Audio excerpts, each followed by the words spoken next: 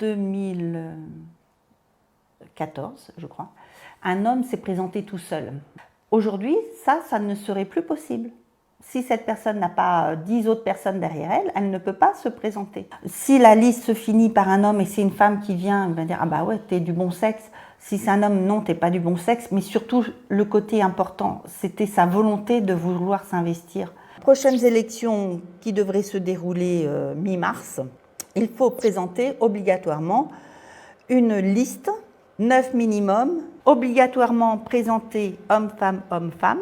Le bulletin doit être intègre, sinon il sera annulé. Il va falloir communiquer pour dire si c'est rayé, ce n'est pas valable. Alors Dhuisy est un petit village à 60 km de Paris. Je suis élue depuis 2001, conseillère communautaire, à l'époque on pouvait, puis adjointe, et depuis 2020 je suis maire. J'ai recensé toutes les rues du village en recherchant, en connaissant un peu les gens qui pouvaient éventuellement faire partie de la liste. Donc j'ai contacté des gens et puis ça fait qu'on était 5 femmes et 6 hommes. Est-ce que c'était une volonté pour vous absolue d'avoir une liste paritaire ou c'est en quelque sorte un hasard?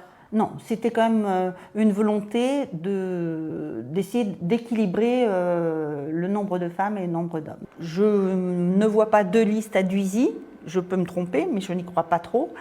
Une liste, les gens vont dire, bon, il n'y a qu'une liste, on n'a pas le droit de barrer, pourquoi se déplacer? Si les gens ne se déplacent pas en quantité suffisante, il y a un deuxième tour, parce que ça ne sera pas valable. Je disais, ça va être très dur que les gens ne barrent pas les fameuses listes et ça risque en fait d'avoir beaucoup plus de, alors je ne sais pas si ce sera nul ou blanc, mais on va avoir beaucoup moins de gens qui vont vraiment voter parce que c'est vrai que sur le premier, notre mandat à nous, je me rappelle qu'il y avait des gens qui avaient barré pas mal de noms, quoi. Que là... Il est vrai que ce n'est pas celui qui arrive en tête qui était élu maire, mais ça permettait... pour celui qui était rayé, d'en tenir compte.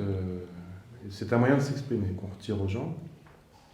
Il y a des communes qui n'arriveront pas à faire de liste. Après, c'est le préfet qui gère. Le préfet ne va pas s'amuser à gérer toutes les communes qui n'auront pas de conseil. Il faudra bien qu'il prenne une décision. Vous n'avez pas pu constituer votre liste, vous n'avez pas de conseil municipal, vous allez fusionner avec la commune d'à côté. Donc ça fait une plus grosse commune, ça fait une commune de moins, un budget de moins à traiter par l'État. Il y a une volonté de réduire le nombre de communes rurales, ça je suis sûre. Donc cette loi... En fait partie du projet, oui, oui. On n'y échappe pas, mais c'est...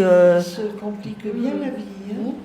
Enfin, il nous complique bien la vie. On empêche des gens autres dans la population auxquels